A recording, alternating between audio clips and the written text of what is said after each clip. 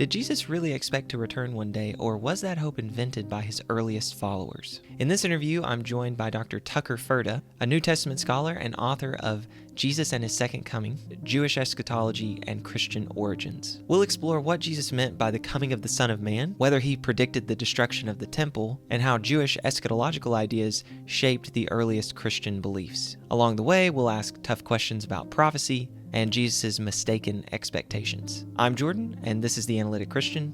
Let's get started. Dr. Ferda, what are the three streams of scholarship on Jesus and eschatology in the 20th and 21st centuries? Well, the first stream that I think has been maybe the most impactful and the most significant for my own book is Albert Schweitzer's argument in his famous book, The Quest of the Historical Jesus. And Schweitzer argues that a lot of the apocalyptic language in the Gospels about the coming of the Son of Man, about the judgment, about the resurrection and all these things, the stars falling from the heavens and so on, he thought that these were all meant to be taken literally. So on the kind of interpretive level, it's a more literal understanding of apocalyptic language. And he thought that a lot of that stuff went back to the historical Jesus. So he thought that Jesus not only, the early Christians preserved a lot of this stuff, and it accurately captured kind of what Jesus was talking about when it comes to the future. I'll say a little bit more maybe about how I kind of differ from Schweitzer, but that's a really important kind of peg here in this. Another stream, which might be regarded as the kind of foil for Schweitzer, is similar in one level, in that on an interpretive level, it actually agrees with Schweitzer that we should understand a lot of this apocalyptic language in a more literal fashion. So when the Gospels are talking about the coming of the Son of Man, they're really talking about somebody like floating on a cloud, The main disagreement is more on the level of historical reconstruction. So in this stream of tradition, people are going to argue, yeah, we have this stuff in the Gospels, but it really doesn't tell us a lot about the historical Jesus. This is all stuff that has been, for various reasons, all kinds of theories about why this stuff was invented after the fact, after Easter, and early in the movement, or maybe even later. Some people disagree about that. And then kind of in the middle somewhere, I think, would be really a stream of interpretation that differs on interpretation. And so unlike both of these other models, it understands the apocalyptic language in the Gospels more symbolically. So when Jesus is talking about the coming of the Son of Man, they're arguing, hey, you're misunderstanding the apocalyptic language if you're thinking he's really talking about somebody floating on a cloud. This is a way of talking about, there's all kinds of theories for this too, but it's a way of Jesus talking about his vindication after death, or the destruction of the temple, or the persistence of his movement, or any number of different kinds of things. And so three very different reconstructions of Christian origins emerge from these different streams. And I think it's helpful to frame it in that way because you can see that there's a debate there that's on one level exegetical. It's about the interpretation of the text we're dealing with. And then another question of like historical reconstruction, what we do with that in terms of inferring things about the past. Notably, and this is where I kind of fit in here a little bit, is that in all three of these streams of interpretation, there has really not been a lot of attention given to kind of where the second advent, the second coming hope kind of fits into that. So, a lot of those passages are obviously related here, but even people that are making an argument more in an Albert Schweitzer stream of tradition and are interested in imminent eschatology and think that does capture what Jesus was talking about, they're not really arguing that he was talking about his second coming. They think that in that respect, the Gospels have kind of misunderstood Jesus, or they've kind of, there's been some kind of miss in the passing of the baton there, right? So that's kind of how I fit. Which of those three streams is the most dominant one today among historical Jesus scholars? That's a good question. I think, to be fair, I think you would have to say that the Schweitzer stream, and which is like the more literal interpretation stream, and the more symbolical reading stream are probably the most popular today. And I would hesitate to say any one of those is more popular than the other. I would risk this generalization, and I don't mean this in any kind of ad hominem way, but I do think there is an interesting distinction here a little bit in that I think it's fair to say that maybe a majority of just historians, people that working in Christian origins, are probably more in the Schweitzer stream, and people that are still great historians and great exegetes, but are doing it more from a theological perspective, or they're interested in biblical theology or something tend to go more in the kind of symbolical stream. And that makes sense on some levels. But I think those are the kind of dominant views. There's a great example of the other stream I mentioned earlier, which is Jesus didn't say anything about this eschatology. It's kind of misrepresenting him. The Jesus seminar in the 1990s is a great example of that.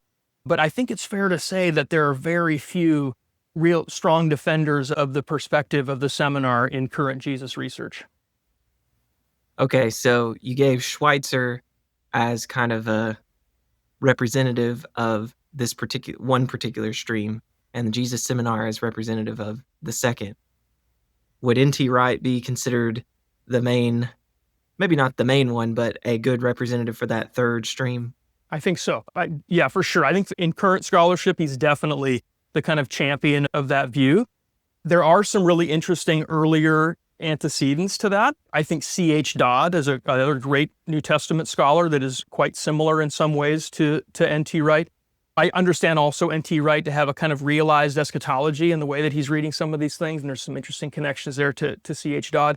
And then also in my book, I talk about Robinson and Glasson, who were two really famous historians and exegetes in the middle of the 20th century, that it's kind of hard to peg them in just one of these different things, but they also tend to read some of this language symbolically. So when Jesus says before Caiaphas, you will see the Son of Man seated or at the right hand of the power and coming at the clouds of heaven, both of those scholars say he's really talking about, like, look, I might die, but I'm going to be vindicated. And that's very similar to what N.T. Wright's doing with those kind of passages. Of the three streams, which one do you fit best within? So I definitely fit in the Schweitzer stream and have been very influenced by Schweitzer. Even I think he had a kind of overemphasis on eschatology and had some very kind of idiosyncratic features of his own reconstruction of Jesus. But I think both on the level of interpretation, that kind of fundamental question of what sense did this apocalyptic language have in the first century?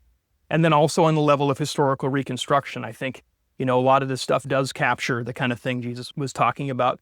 More recent scholars that I would also place in that stream, and I talk about all three of these critics in detail in the book, is Paula Fredrickson, who's a great historian who's contributed to kind of many different features of New Testament studies, and Paul included, but has done some important work on Jesus.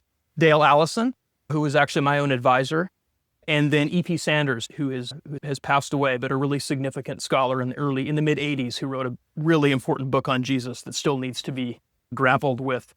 And so I would say I'm kind of on their team, but I think I'm doing some things that's contributing and hopefully adding some clarity to that Schweitzerian stream of interpretation. So big picture, what exactly are you contributing in this book that you've written? What niche or gap in the literature are you trying to fill? Yeah.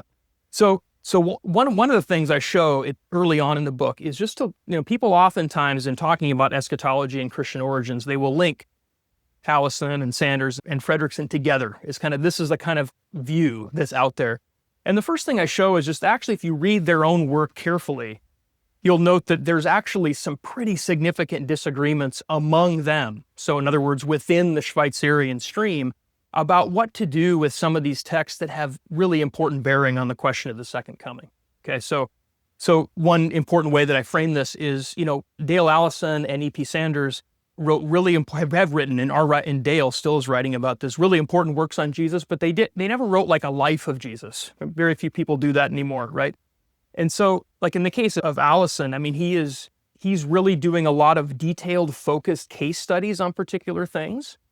And so in his case, I try to argue that he's made a huge impact on our understanding of eschatology in the teaching of Jesus.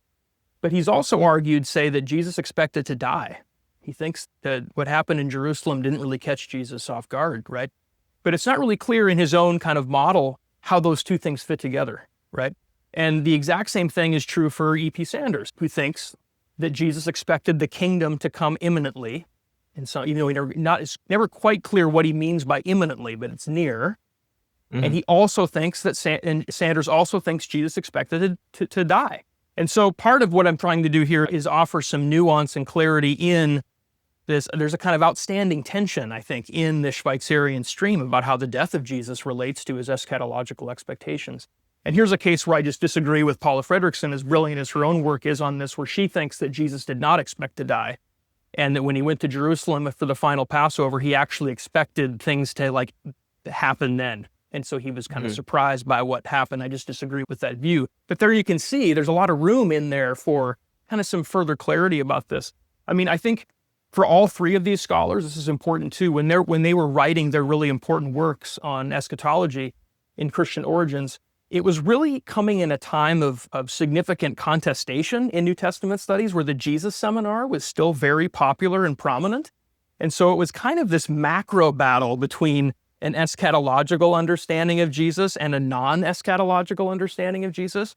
And people disagree with me on this, of course, but I really think the eschatological folks have the way better argument in that case. But now I think that we're kind of beyond that. It's time to get into the weeds in the eschatology and go a little bit deeper into what is actually going on in these particular texts. One more thing I'll say about this too, I think is important, is I think that and I'm just picking on these kind of three scholars right now, but this is true, I think, for many people that are writing about imminent eschatology in the Jesus movement, but they're not really talking a lot about the second coming. If you look at their arguments carefully, you will notice that a lot of the evidence that they're taking for imminent eschatology are sayings in the Gospels that for the Gospels are about the return of Jesus. So there's kind of there's an argument there that it's not really fully exposed, but the argument is that the kind of sense of eschatological imminence captures what Jesus was saying, but the actual content of the saying misrepresents him because he didn't talk about his second coming. And so I'm trying to do a little, in my opinion, pay closer attention to the details in some of these texts. Yeah, that's helpful in giving people a sense of what exactly you're doing in the book. Now, before we get into some of those weeds, I wanted to ask this. Methodologically, how do you differ from those in the other two streams, the Jesus seminar stream and the N.T. Wright sort of stream? Yeah, that's a really good question. So I think a good way to frame this maybe is to look at Glasson and Robinson's works that are the kind of last major studies in the mid-20th century to take head on this topic on its own, right? So there's been a lot of work since then that kind of tangentially touched on the second coming, but they were kind of the last ones, strikingly, to talk about historical Jesus, Christian origins, and the second coming, and try to create a kind of larger theory or reconstruction of Christian origins. In both of these really important works, in terms of method, they are working forward from the historical Jesus to the early church. And they are working, I think it's fair to say, kind of atomistically, meaning that they start with the historical Jesus, and they're looking for kind of little bits and pieces in the Gospels that they think are historical, that they think capture what he was really about, right? And then they read those kind of authentic kernels and authentic bits against the rest of the tradition they think comes from the early church to reconstruct their view. So in my opinion, this kind of gets things entirely backwards. And the way to see this is, they start with their reconstruction of Jesus, and then they have a chapter on Paul.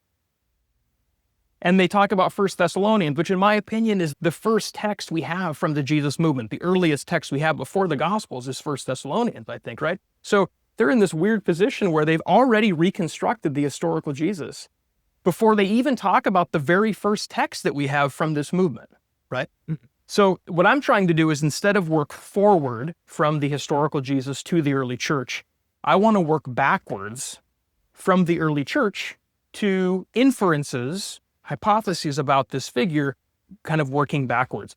One implication of this is that the historical Jesus I reconstruct is much fuzzier, you might say, than what Glasson and Robinson are producing, because I have no confidence in my own ability as a historian 2,000 years later to answer the question with confidence, did Jesus actually say that thing? Right? Mm-hmm. I never in the book try to make the case, he said this, he didn't say that. He said this thing, he didn't say that thing. What I'm doing instead is kind of looking at the bulk of the tradition in the early church, the claims, and work backwards and try to infer what kind of historical figure do we need to hypothesize to make sense of these claims as they come about. So the larger structure of the book captures that method, I think. I have the first half of the book really is about reception history, which itself is the way I'm framing that is itself a kind of working backwards, right? But starting from ourselves right now, where we are and how New Testament scholarship has arrived at this place. But then when I get to the latter half of the book, which is more traditional kind of Christian origins research, part 3 of the book is just looking at the claims in the early church about the second coming of Jesus. What's Paul say about this? What are the Gospels saying about this? Not ever wondering, is that historical or not? But just what is going on? And then part 4 is trying to make inferences about the historical figure behind the movement. Yeah. Yeah, that's really helpful. Okay, now, when you examine our earliest sources, especially Paul's letters and the Synoptic Gospels, what do they say about the second coming? Yeah. So since we were talking about 1 Thessalonians, I think we can start there perhaps. So this is a very interesting letter that is a very contextual, kind of contingent letter that is written by Paul and his companions to respond to a kind of crisis in a church that they had founded. And it seems, I'm not going to go through all the details, but the kind of general big takeaway thing is it's evident, if you read this text carefully, that we can reconstruct a little bit about what Paul and his companions must have been saying, must have been preaching, in their initial time of founding this church.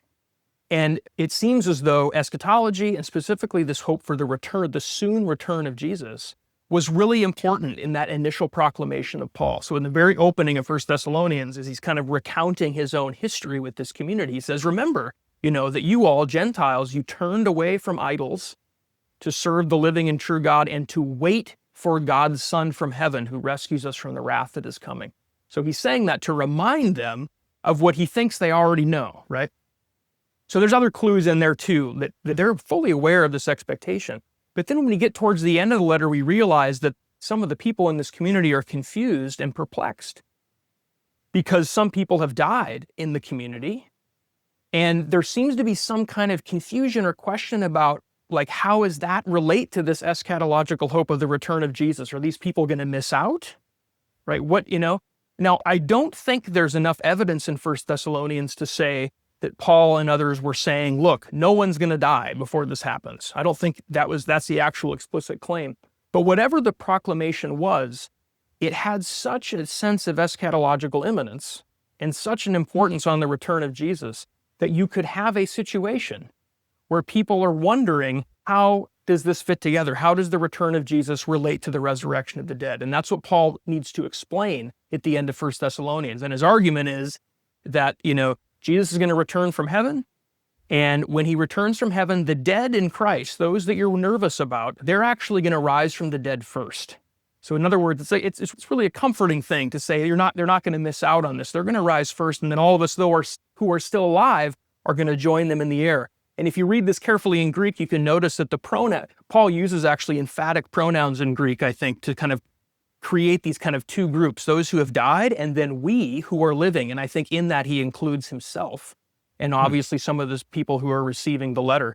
So you get a sense of eschatological imminence. Certainly the return of Jesus is connected to the resurrection of the dead and kind of other big end time events that we know are out there in Second Temple Judaism.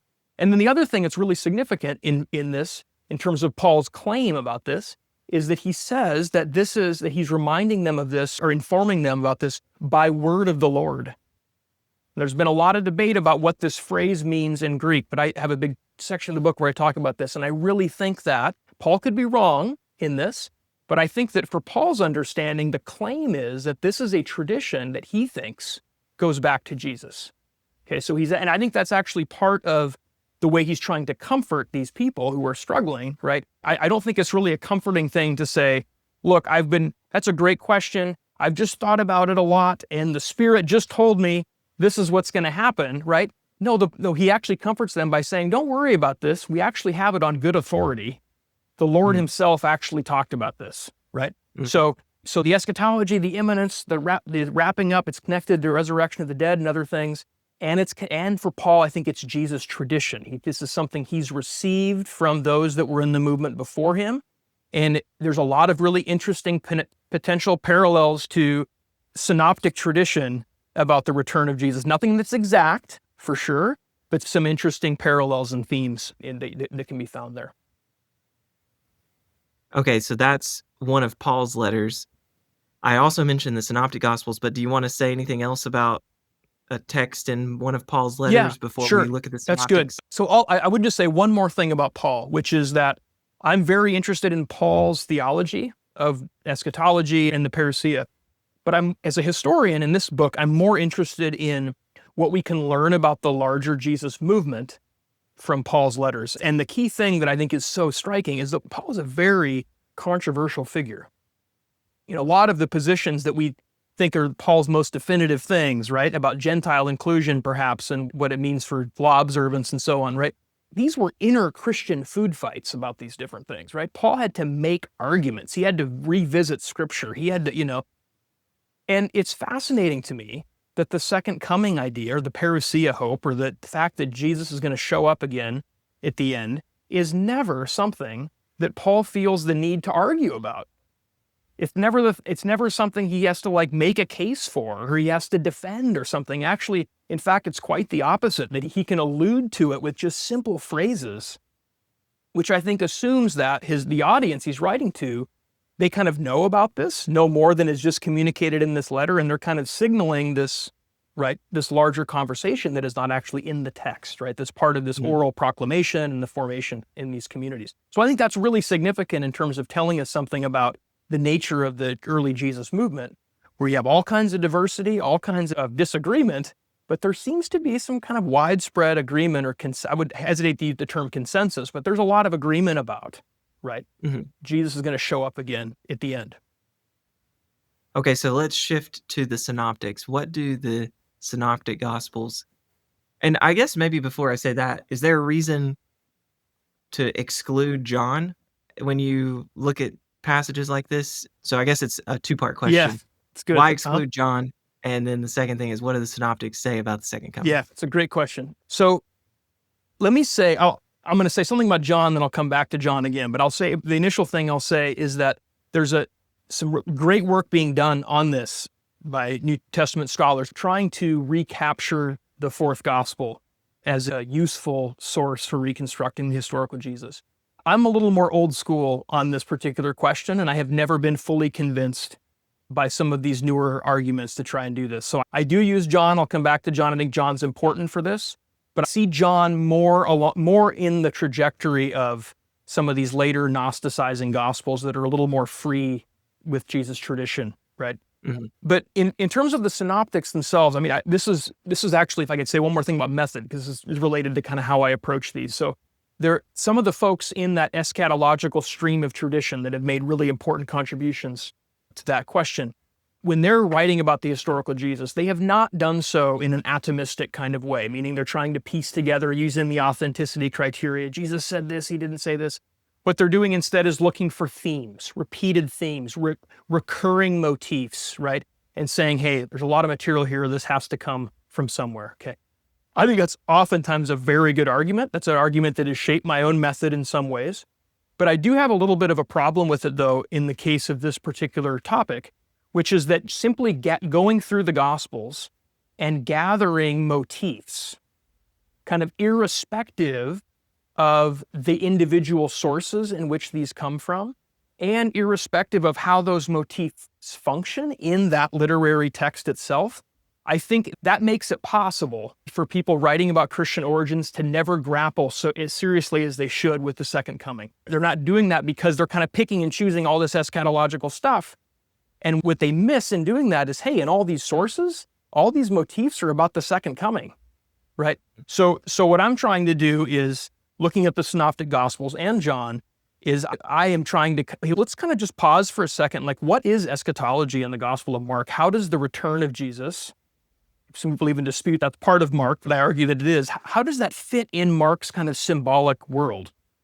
So too with Matthew, so too with Luke, so too with John. And then we can compare and contrast those claims, no continuity and discontinuity, all before we ever talk about anything about the historical Jesus. And so in terms of the Synoptic Gospels, I am actually not intentionally just diving into Mark and just going immediately for certain passages or certain motifs. I'm trying to get a sense of the whole account, right? And how it all Yeah. fits together. So I think all of the Synoptic Gospels, let me say this first, they're written with a fairly sophisticated historical consciousness. And what I mean by that is they are written for Jesus followers in the latter part of the first century. And so for the readers that are reading this story, there are things in the story that are in the past for them, things that are memory, things that are like accounts of things obviously Jesus said and did, right? But even in Jesus' predictions, when he talks about future things to come, right? For the readers of these Gospels, they would hear some of those future predictions as things that had already happened in their maybe distant past, maybe more immediate present, right? But also, I think for all of the Synoptic Gospels, there's a really important dimension of that the story actually extends beyond them. So they are none of the Gospels position their readers kind of at the end of the story, as in the time of arrival, the time of they're all kind of in this already not yet, and they have different emphases on that particular front. But I think so. For instance, I think just comparing Mark to Luke, I think Mark has a lot more outstanding things than Luke does, but Luke still does. And I think it's a really significant misreading of Luke to just think that Luke's talking about realized eschatology and doesn't have any kind of interest in what happens after, And so I try to do a little bit of sketching of that, the historical consciousness of the Gospels and how they plot their readers really in historical time. And that helps them to make sense of the teaching of Jesus. On that point, before you continue, it might be helpful to my viewers if you can give an example of the kind of thing you're talking about. So with Mark and Luke, like you just mentioned, what would be something that for Luke has happened, but for Mark hasn't happened yet? Yeah, that's a great question. So I'll use an example that is directly related to the second coming idea. So in the Gospel of Mark, right after this famous episode about Peter's confession, Jesus continues, like a little mini discourse in the Gospel of Mark that it concludes with the first kind of most clear prediction from Jesus about his return, I think. So he tells his followers that those who are ashamed of me, the Son of Man is going to be ashamed of them when he comes in the glory of his Father with the holy angels. Okay. And then he says, and truly I say to you, there are some standing here who will not taste death before they see that the kingdom of God has come in power. Okay. Now, on my reading of Mark, there's a lot of debate about this, but in my reading of Mark, these two things Jesus said kind of go together. There's a prediction of the return of the Son of Man with the holy angels, and that is linked to the kind of final manifestation of the kingdom come in power, and it's given a kind of temporal dimension that this will happen before, some that are here listening to this are going to experience this, right? So I think that's an example of something. It's very hard to read the Gospel of Mark and think about the original readers of Mark and think that they would look at that saying and be like, oh yeah, that's already happened. That happened in the crucifixion, or that happened in the resurrection, or that happened in the destruction of the temple. I think this is something that is still an outstanding hope that is best read more literally, that this is a prediction about the return of Jesus using Daniel 7 language and so on. Okay. Now Luke, when Luke comes to this passage in Mark, also has this kind of very similar discourse, but there's some little editing that happens to it creates a different eschatological effect. So in Luke, it is that some are standing here who will not taste death before they see the kingdom of God. Okay, so it's not, so the clearer predictions about the return of the Son of Man in this case, and then also that see the kingdom come in power, right? That's not what's said. It's you will see the kingdom, which I think is more, seeing language in a lot of the Gospels can also be about like perception and intellection and proper understanding of something, right? So I think that what Luke has kind of reframed this so as to, and it's a little open-ended still. I think that's part of the nature of the saying. But I think Luke's actually inviting readers to say, hey, like, this is likely something that, the early movement has in some way seen the kingdom and properly understanding it or something. And I think that, one way Luke further shows his cards on that level is in the transfiguration scene, which immediately follows this prediction in all the Synoptic Gospels. Luke changes the temporal time such that it's after 8 days that they go up and see Jesus transfigured rather than after 6 days, as it is in Mark and Matthew. And I think the effect is saying after 8 days is you think about the resurrection, right? So you're on the first day of the new week, right? And so there the disciples see Jesus in his risen glory. And so I think Luke's inviting more of like, this has something to do with new developments in the resurrection of Christ, where, Mark, it's still more an outstanding thing. Now, I also hasten to say that some people have really seized on that like feature of Luke and been like, oh, Luke doesn't have any eschatology, outstanding eschatology, or the second coming isn't important. You got to read the whole thing. And there's a lot of other passages in Luke that definitely talk about the return of Jesus. A lot of uniquely Lucan sayings that are not in any of the Gospels that I think are really hard to understand in any kind of way. But that's an interesting example of an attempt of a later evangelist to kind of realize a more imminent or futuristic eschatological hope in its source material. What I appreciate examples I think my viewers might. So what would be something unique to Luke that still looks outstanding that's related to the second coming?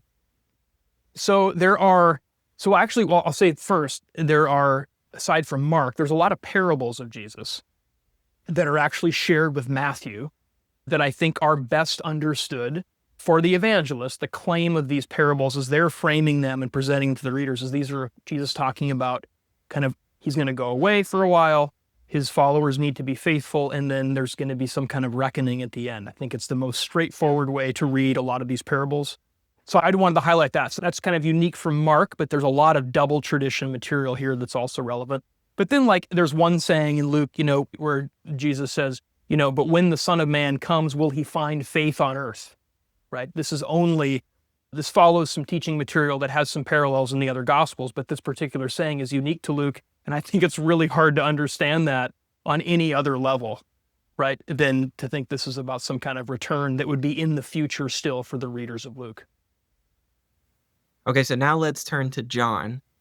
We've already mentioned that John has a complicated track record with how much you can reconstruct the historical Jesus on that. It looks like he's much prefer, and for good reason, the Synoptic Gospels. And you mentioned, there's new work being done in this area. I've actually interviewed Craig Blomberg. Oh, yeah, for sure. He published I think it was with Baker, a book not too long ago where he tried to offer some of those sorts of arguments. But John has a very different eschatology.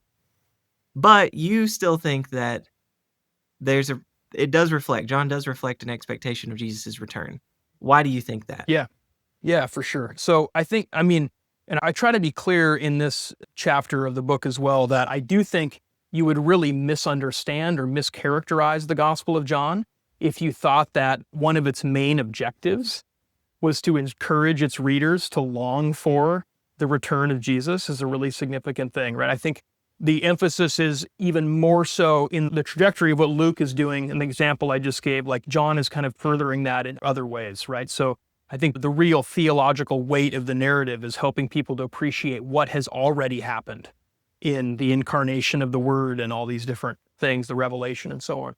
But I don't think that John is as far along as, say, the Gospel of Thomas, at least in its Coptic form that we have, where I think there is a kind of reactionary tendency against eschatology and earlier tradition to actually rewrite sayings so fundamentally that they now have a completely different meaning, right? So Thomas has a lot of interesting sayings where they kind of start out intentionally, I think, sounding like synoptic sayings of Jesus that are about the future, and they're kind of slow pitches to the Jesus of Thomas for him then to kind of hit his home run of reframing this about perception or something. John, I think, is not quite there. Okay, so John is realizing a lot of the eschatological language in the Gospels about the hour, right? The hour has come. This is also in the Synoptic Gospels, but this is John really leans into this eschatological significance of the death of Jesus as the time when even the ruler of this world will be cast out, he says, when Christ is lifted up from the earth, which is a remarkable claim of realized eschatology. But all that to say, I think it's really hard. There are a couple places, John 5 and John 6. This is not immediately relevant to the parousia tradition, but it helps give that larger kind of symbolic world. Jesus, I think in John 5 and 6, talks about the resurrection of the dead still as a future event. So I think the idea is that, in John 5, it's, those who hear the voice of the Son of Man will come out from the tombs. I think there's a sense that this is happening in the ministry of Jesus now as people are responding to him. But he goes on, if you read the entire paragraph that he says, he continues to, I think, he's talking about also like the future resurrection of the dead. So it's like a now this is happening, but it doesn't replace the kind of future outstanding hope. So too, in the Bread of Life discourse, you have a kind of refrain about, and I will raise up on the last day, right? Which I think, again, is hard to understand purely in terms of the present activity of Jesus. It's still, so there is an idea of resurrection, I think, that's important in these chapters. And then more relevant for the second coming idea, though, is if you get to the farewell discourses in John, so chapters 13 through 17, there's been a lot of interesting work recently on John's relation to the Synoptics that I really intentionally don't wade into in this book. But it is important to point out that these farewell discourses, and I think this is rather intentional actually, they kind of map in terms of the outline of the story. They're kind of similar to Mark 13, the apocalyptic discourse Jesus gives. All the synoptic gospels have this kind of final discourse of Jesus where he's going to die and he's telling his followers what's going to happen in the future. And I think John is aware of kind of storytelling practices about the life of Jesus where that's a kind of conventional thing. And so he has his own version of that, right? And I think that, if you look carefully at number of these discourses, Jesus says, like, for instance, in John 14, he says, I will come again to you. Okay. Mm-hmm. And I think Reuben Zimmerman has, I think, a really convincing treatment of this and other similar passages where he argues that there's a kind of intentional double meaning in these kinds of statements, which is on the narrative level where Jesus is talking to his disciples, we're supposed to understand that departure and return to refer to his death and resurrection, right? But for the readers of the gospel who are not in the story, but are encountering this as also a story about them, they hear that on a little bit different level. And I think intentionally it still kind of resonates as like Jesus is going to come again and take them to be with him. And some of the descriptions of that, of the sense of reunion, the sense of the kind of end of suffering and struggle, I think are exaggerated descriptions of just what happened after the death of Jesus and his resurrection appearances. I think they're kind of overblown statements that encourage the reader to think about something that has not yet happened. Okay, so I know we didn't really even get to talk about Matthew that much, but that's okay for the sake of time.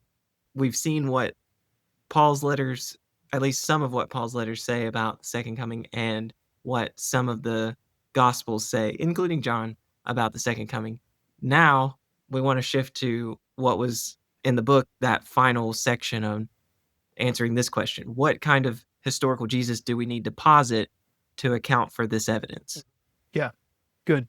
So if I have to respond to that, I will bring in Matthew because this is actually relevant to how I do this. So I think one of the kind of first arguments I make in terms of taking the claims and inferring a past figure or movement or whatever, with multiple figures behind that to make sense of this, is I did all this kind of careful reading of these sources on their own terms, but these sources themselves, the synoptics especially, they're connected to each other and they're rewriting each other, right?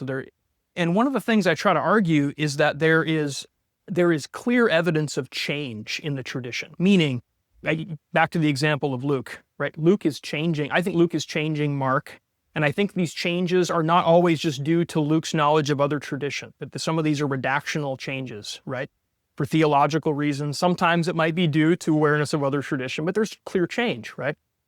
Matthew, interestingly, if Luke is kind of decreasing the imminent eschatology in Mark, Matthew actually ratchets up the eschatology. So maybe not so much on the imminence sense, but if you look at how Matthew deals with some of these different sayings of Jesus, he adds further details to them that further kind of deepen their eschatological resonance in Second Temple Judaism. So in that saying about the return of the Son of Man in Mark 8, in Matthew's rewriting of it, he also adds this line about the Son of Man weighing their deeds in the balance or something like that. It has to do with clearly, like, there's a clearer allusion to the final judgment in Matthew's account of that.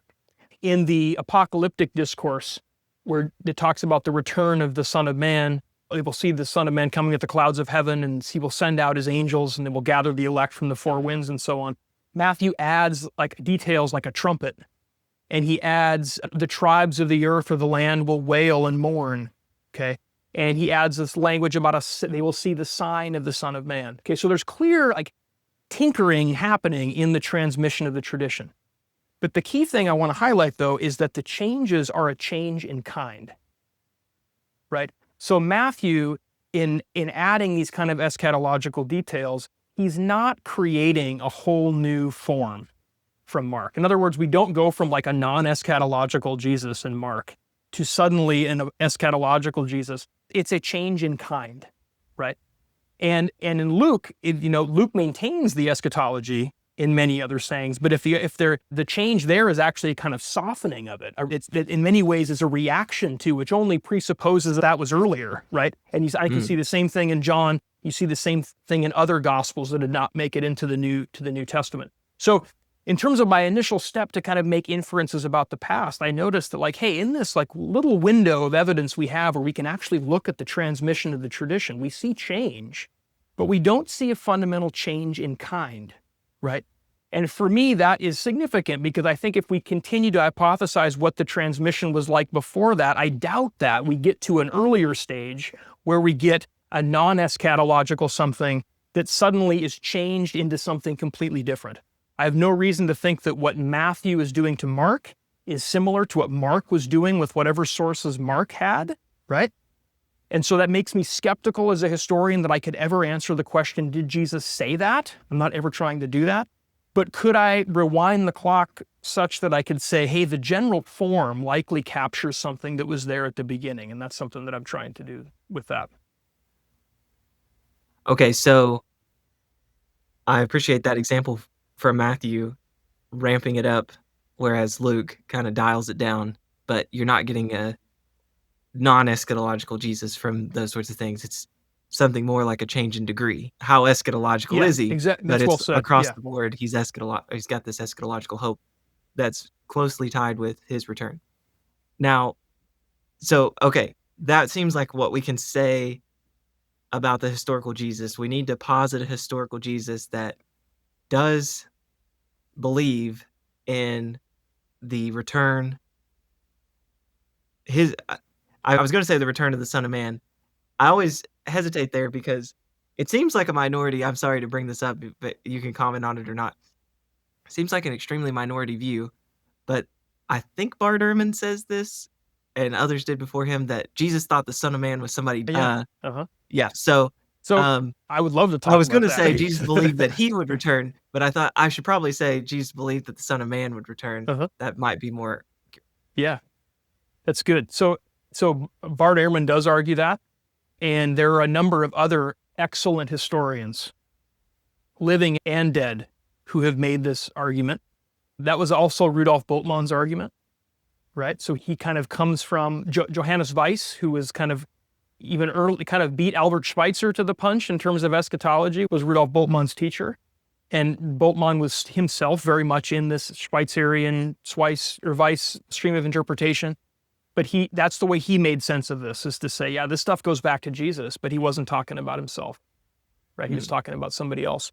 I actually did, I think this is important to say, I did a book talk thing here at the seminary that I teach at, and a good friend of mine came up afterwards and said, what is I know you think you're right about this, but what's another view out there that you think is the strongest contender, one that you would, and I think this is actually the view. I think it's the Bart Ehrman view, it's the Rudolf Bultmann view. And the reason why, I think, is that Ehrman and Bultmann, they are arguing in a similar way to me, that they're actually attending very carefully to the details in the Gospels, in the sense that a lot of the imminent eschatological stuff in there is tied to the return of the Son of Man, right? And they're acknowledging that fact. Whereas some other folks in the eschatological stream of interpretation, they're stripping from that the sense of imminence, but they're not really attending to the content and what that means for the evangelists themselves. So I'm very much in agreement with these other scholars in terms of that kind of interpretive level. The disagreement is just in terms of the historical question of like, what we infer comes from Jesus, and could he talk of his own return in that way? And there's some kind of complicated interpretive debates that I think I weigh in on to make my own case there. I'm not convinced on an interpretive level that some of these passages in the Gospels require us to think that Jesus is talking about another person, basically. But I do think that view is probably the closest to my own. Okay, now, if you're in that Schweitzer stream, the way you explained that stream at the beginning was it affirms these two things. That at the level of interpretation, this is like literal stuff. And the second one is it goes back to the historical Jesus. So you are in that stream and you want to say the unique contribution of your book, the gap that you're trying to fill, is looking at those details and saying, hey, it's not just the end is imminent, it's actually the return. That's an important part. Good. The return of the Son of Man is super important. And so that's literal, and it goes back to the historical Jesus, this expectation that the Son of Man would return. Okay, am I fairly that's summarizing up to this point? That's very fair, and hearing you say that, it helps me see the need to clarify one other thing, which is an important part of where I'm trying to contribute to the Schweitzerian stream, which is that a lot of folks, like Schweitzer and others, have been allergic to the idea of an interim period, and allergic to the idea that Jesus could have envisioned in the future that there was a time when he would not be around, but history would be continuing in some sense, right? And in some ways, I understand the kind of allergic reaction to that, because that view has been wedded with kind of non-eschatological reconstructions of Christian origins, where Jesus is thought to just expect history to continue on, the interim period that goes on for thousands of years, and you kind of sacrifice all the work that's been done on eschatology and Christian origins. But that's not my argument at all. And so I'm trying to argue that on the first level, if you entertain the possibility that Jesus thought he would die, which I think you can make a really strong case that what happened in Jerusalem did not catch Jesus by complete surprise, right? If that is historical, and we have all this other stuff about eschatology, right?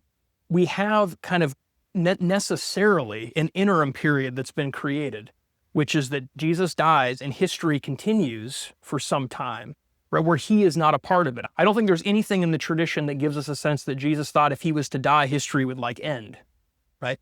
And so what I'm trying to argue is that if we are a little more nuanced in how we think about imminence in eschatology, if we think about it the way that we find a lot of other Jewish texts talking about eschatology in terms of generational chunks of years, right? If Jesus thought that, and Paul and others thought that they were living in the final generation, right? There's certainly kind of room in that, right, for a brief interim period before things ultimately wrap up that doesn't sacrifice the eschatological sense of the early movement, right? But it helps us to account for more data, I think, when it comes to the Jesus expecting his own death, and then all the other eschatological stuff we have in the gospel. So that's a really important part of the argument too, is that I'm trying to make the case that actually a Schweitzerian reading of the Gospels, right, helps us to better contextualize an interim period. And it's unfortunate that it's been considered for a long time, it's been considered like an opposing view or something. Okay. With the time that's left, I want to try and squeeze in these last few questions that I had. So in chapter 16 of your book, you talk about the plausibility that Jesus had an eschatological process in mind. Can you explain what you mean by that? Yeah, for sure. So this is related to the idea of interim in a sense, but I do think that Schweitzer was a little mistaken in terms of how he was understanding Second Temple Jewish eschatology, as understanding everything to be about instant transformation, instant change. You can find texts that I think the Testament of Moses might have us kind of view where the kingdom is going to appear and everything's going to change, right? But that's one view among a very broad, spectrum of perspectives on eschatology. So process eschatology is basically the idea that there's going to involve a kind of series of events as things wrap up to the end, right? It's not, the sense is not that history again is going to continue for a long period of time, but the idea that it's not all going to happen at once, okay? And so I think, even people reading Isaiah, for instance, I think this is the case you can look at. I'm not talking about the way Isaiah was originally intended to be written and everything, but people in the first century or thereabouts reading Isaiah 40 to Isaiah 66 in particular, like it's people were reading these like series of images, series of events seemingly depicted to talk about the unfolding of like a process that was going to happen, not something that was just going to happen immediately, right? You find a good example perhaps is during the Jewish war with Rome, some of the folks that take over the Temple Mount and start minting their own coinage, right? They start dating their own coinage like year one of the redemption of Zion, right? So there's still obviously a lot that needs to happen. Like they didn't, whatever kind of eschatological views they held about what was going to happen, they didn't think it was going to just happen like this. There was going to be, right, things that process in some kind of way. So and there's many other examples I could pull on I try to show that this is a kind of broader thing. And I think a lot of the Jesus tradition makes sense in that way. So there's lots of parables in the Gospels that I think are really hard to understand if you don't see that they're about growth. Parables of growth, parables of seeds growing secretly, parables of mustard seeds, right? Albert Schweitzer really struggled to make sense of these parables, I think. He argued they were all about the kind of radical supernatural end that is impossible via human effort, right? But I think it's hard to say that these parables are not actually about growth, right? And I don't like Johannes Weiss's argument, which is to say, because he couldn't really fit them in his eschatology, so he said they weren't historical, right? And so I really think that the best reconstructions of Jesus and Christian origins are those that make the most sense of the most data, right? Mm-hmm. So we have eschatological imminent stuff, but we also have process stuff, right? I even think the messianic traditions about Jesus make sense in this way too, where Jesus is, in all the Gospels, there's this sense of like disclosure over time of his identity, right? And I think in the case of Mark, the big revelation is always for Mark still something that's going to happen in the future, right? That makes sense, I think, in an understanding of eschatological process. All right. I only have you for about 5 more minutes of recording. Do you have any extra time after that? Oh, that's fine. Yeah, for sure. Okay. I'll try to wrap this up quickly. There were some things I wanted to ask you after we finished. Okay. So some people conclude that Jesus was a failed apocalyptic prophet. And by that, they mean he expected the end, which includes his return. I think they'd probably be willing to grant you that, I guess. But they would say, but it didn't happen. He didn't return. At least not the way that, if you take those things literally, it didn't happen. Now, do you think that's the right conclusion, that he was a failed apocalyptic prophet? And if not, how would you respond to that sort of a claim? Yeah. This is the question I hope you don't ask. Oh, no. But it's super fair. It's a great question. So I actually don't know if I have a great response to this, but it is something that I've thought about deeply, right? Because I have, as much as I really want to be a good historian and contribute to a larger historical discourse, I'm also really happy and proud to teach at a seminary and to try to be a part of this movement in some kind of way too. So I do have kind of faith interests in this question that go beyond anything I can prove or demonstrate historically. That's not even of interest to me. So I've thought about this theologically, the implications. I really, one thing I really respect about having Dale Allison as an advisor is that's a really clear thing about his own work, is he's not trying to reconstruct history because he wants it to look that way. And this is not a reconstruction. It's important to say this. I think this is not a reconstruction that I would prefer to create, right? So it causes some challenges for me theologically. I think in terms of calling Jesus a failed apocalyptic prophet, my initial reaction, the initial kind of something I dislike about that is how it seems too categorical, right? Almost in also what it infers about, like, we have failed prophets and then we have successful prophets, right? And I really think that if you look at all of the biblical tradition, you look at all of the prophets in the biblical text, Old Testament and New Testament, right? There's nobody in any of these texts who's a perfectly successful prophet, right? Instead, what you have is various mixtures of people that say things that do indeed come to pass, and they say some things that don't come to pass, right? So I think that's important, kind of clearing the table a little bit, just to say it's actually not the case that we have successful prophets and failed prophets. We have a mixture of human error, I think, and wrestling with kind of in all throughout. And I think that's true really kind of in all religious traditions. I mean, the great heroes we have in other religious traditions too. I mean, I don't think there's any kind of one teaching that is like, history has proved to be just perfect in every way, right? And so I think that's important because we're all kind of people that are religious or have religious interests in this. We're kind of all in the same boat in trying to wrestle with this with people that we respect and look up to. So I think that's important. I think my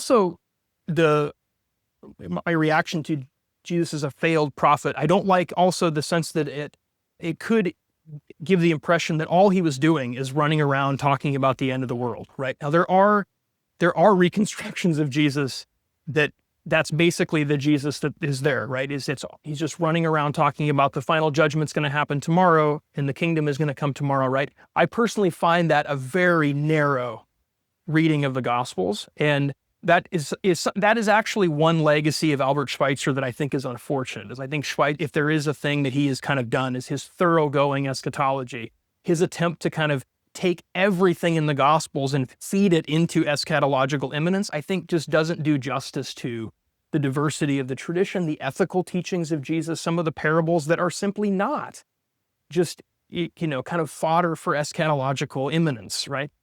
So I think that I don't want to be heard as trying to mitigate this, right? But I think that that Jesus is a complex person. His movement was complicated. He did talk about things, I think, that did not come to pass, but he talked about a lot of other things too, right? And we're also misrepresenting him if we are kind of creating this narrow portrait, right?